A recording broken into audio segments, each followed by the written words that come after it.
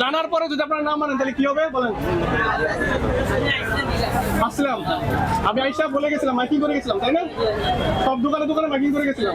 তো মূল্য তালিকা দিতে হবে, যে দামে কিনেন এই দামে মেমো দিতে হবে। এখন মেমো কি আপনারা পান, কিনেন নিয়ে আসতে পারেন?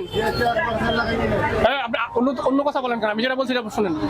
মেমো কি আপনারা পান নাকি মেমো পান না, কোনটা পান? আপনারা নিয়ে আসেন, ওরা মেমো দেয়, আপনারা মেমো রাখেন দোকানে। আচ্ছা, আর মূল্য তালিকা এটা তো এইভাবে রাখলে হবে না, এটা আপনার পিছনে ঝুলাই দিতে হবে।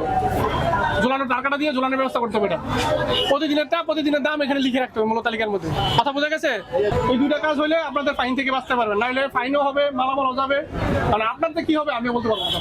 বারবার বলার পর যদি আপনি সংশোধন না হন আমি কিছু বলতে পারবো না। কথা ক্লিয়ার নেই? এগুলো করবেন। আর হচ্ছে গিয়া দাম একটু সহনীয় পর্যায়ে রাখার চেষ্টা করবেন, মানুষের কাছে একটু সহনীয় পর্যায়ে দাম রাখার চেষ্টা করবেন। আপনারটা আছে? আমি কালকে এই বাড়ি থেকে আমি জানি না, কি জানেন না? এগুলোর দাম জানি না। এখন শুনেন, আপনারা শুনেন, এখন আপনাদের মূল্য তালিকা আছে, তার নাই, আইনগত আমি তাকে জরিমানা করতে পারি। কারণ আপনারা কি বলেন, তাকে ছেড়ে দিব না জরিমানা করবো? আপনারা বলেন আনবে কালকে না আজকে আনতে হবে। ওর আগে বিক্রি বন্ধ করেও আগে মূল্য তালিকা আনতে হবে। তারপরে যদি আমরা পাই 50,000 টাকা জরিমানা হবে, জনপ্রতি 50,000 টাকা জরিমানা একটা দোকানে। প্রথমবারের জন্য 50,000 টাকা জরিমানা কিন্তু এখনো করিনি একটা দোকানে। আমরা কিন্তু বুঝাচ্ছি, যতদিন চেষ্টা করছি ধৈর্য দিয়ে বুঝাচ্ছি। মুরগি সব অক্ষত আছে, আপনার দোকান অক্ষত আছে, আপনি নিজে অক্ষত আছে, কোনো কিছু হয় নাই, শুধু মূল্য তালিকাটা ভেঙে গেল নাকি? তারপরে এটাই তো আসল আপনার, তাই না? আপনার দামটাই তো আসল। দামের জিনিস যদি আপনি সুন্দর করে না লিখেন তাহলে কি হবে? আপনার ইয়ে কত করে মুরগি বলে? হ্যাঁ 160। আমরা আসলে 160 টাকা করছেন নাকি আগে?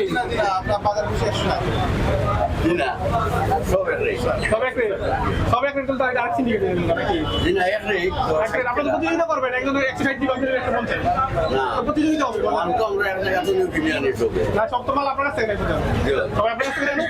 আপনি তো বড় প্লেয়ার, আপনার দোকানে দাম হবে এর দাম কম বিক্রি করবেন আপনি, এটা বলুন।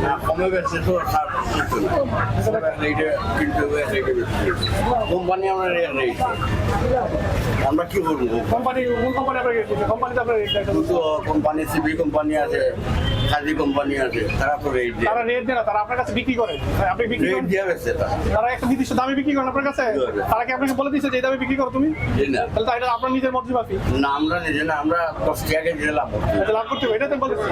আর কেউ যদি মনে করেন কম দামে পায়, তাহলে কম দামে বিক্রি করবে না, কম দামে পাইলে কম দামে কম দামে বিক্রি করবে। তার মানে সবাই মিলে তো আর একসাথে দাম রাখা যাবে, তাই না? একজন 150 টাকা পাইছে, সে 160 টাকা বিক্রি করবে। একজন 130 টাকা পাইছে, সে 160 টাকা বিক্রি করবে, সে একটু কমে বিক্রি করে দেবে, তার আগে বিক্রি হয়ে যাবে। বুঝতে পারছেন? কম দামের মূল্য আগে বিক্রি করবে।